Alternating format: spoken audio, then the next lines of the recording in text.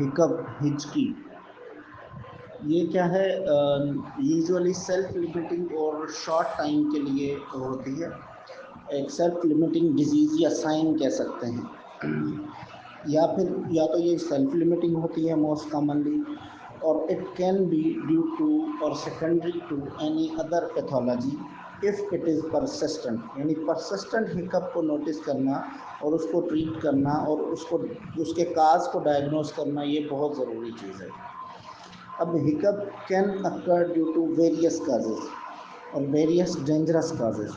सबसे पहला जो काज इसके साथ रिलेटेड है that is secondary to stomach. Stomach के अंदर इरिटेशन है, एकदम से ज़्यादा खाना खा लिया जल्दी जल्दी, या फिर कोल्ड और हॉट बेवरेजेस ले ली एक साथ। सपोज़ बोतल पी के किसी ने चाय पी ली, चाय पी के किसी ने बोतल पी ली, या जो है जैसे किसी को पेप्टिक अल्सर डिजीज़ होता है उसकी वजह से इरिटेशन हो रही है, या डायाफ्रेगमेटिक इरिटेशन है उसकी वजह से हिकअप्स डेवलप हो रही हैं।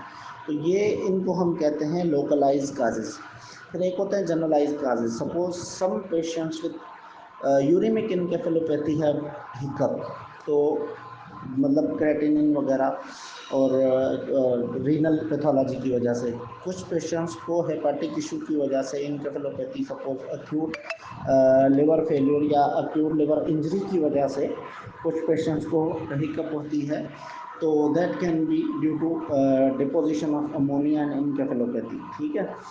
इसी तरह कुछ सीएनएस से रिलेटेड काजेज़ भी होते हैं जिनकी वजह से हिकअप हो जाती है। तो जब भी हमारे पास कोई पेशेंट परसिस्टेंट हिकअप के साथ आए तो हम क्या करते हैं कि उसकी कुछ लैब्स करवाते हैं, जैसे यूरिया क्रेटिनिन हो गया, ठीक है। समटाइम्स थायराइड प्रोफाइल भी करवाते हैं।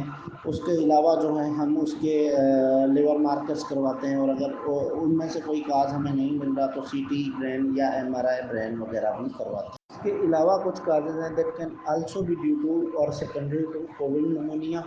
उस एटिपिकल कोविड की सिम्टम्स में भी हो सकता है, तो इसलिए हम चेस्ट एक्सरे भी करवाते हैं। अब इसके डिफरेंट ट्रीटमेंट्स हैं। पहले तो ये बताते हैं कि भाई जो मेन्यूअर्स अगर करवाए जाएँ, जैसे मेरे पास एक पेशेंट आया था, उसको परसिस्टेंट हिकअप थी 2 डेज़ से। तो उसको मैंने बोला कि भाई टेक डीप ब्रेथ्स, ठीक है। तो उससे उसमें कुछ हिकअप में बेहतरी हुई, लेकिन उसके बाद फिर मैंने उसको बोला कि भाई वल्सेल्वा मैन्यूवर करो। तो वल्सेल्वा मैन्यूवर करने से वो जो यंग लड़का था उसकी हिकअप कम्प्लीटली रिजॉल्व हो गई और दोबारा हुई भी नहीं।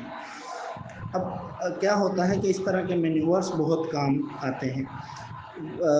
जैसे वल्सेल्वा मैन्यूवर हो गया, उसके अलावा जो है वेगल इरिटेशन करवाते हैं हम, या वेगल स्टिमुलेशन करवाते हैं ड्यू टू कैरोटिड मसाज की वजह से, या फिर हम क्या करते हैं टंग ट्रैक्शन करवाते हैं, ज़बान उसको बोलते हैं कि बाहर की तरफ निकालो।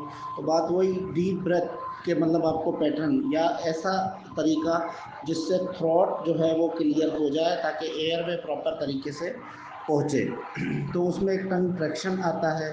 दूसरा क्या करते हैं कि स्पोन के साथ यूविला को अप साइड करते हैं, यानी उसको एलिवेट करते हैं, ठीक है।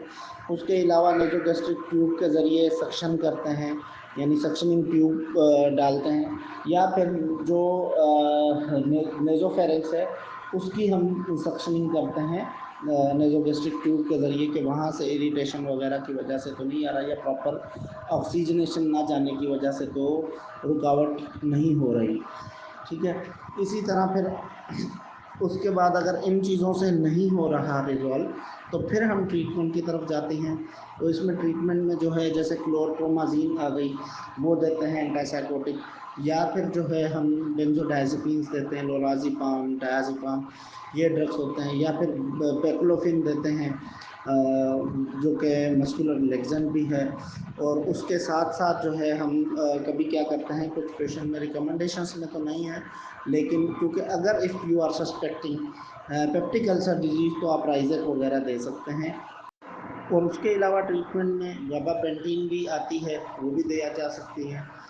और अगर इनसे ये दवाइयाँ एक बैक टू बैक देने से भी बेहतर नहीं होती तो फिर इसके डिफरेंट वो है, फ्रेनिक नर्व ब्लॉक किया जाता है, फ्रेनिक नर्व ब्लॉक करने से ये बेटर हो जाती है, या फिर वेगल नर्व स्टिमुलेशन के थ्रू ये किया जाता है बट थ्रू प्रोसीजर, या फिर जो है हम क्या करते हैं जनरल एनेस्थीसिया दे देते हैं पेशेंट को ताकि वो कुछ देर आराम में रहे और उसकी हिकअप रिजॉल्व हो जाए। तो this is all about hiccup.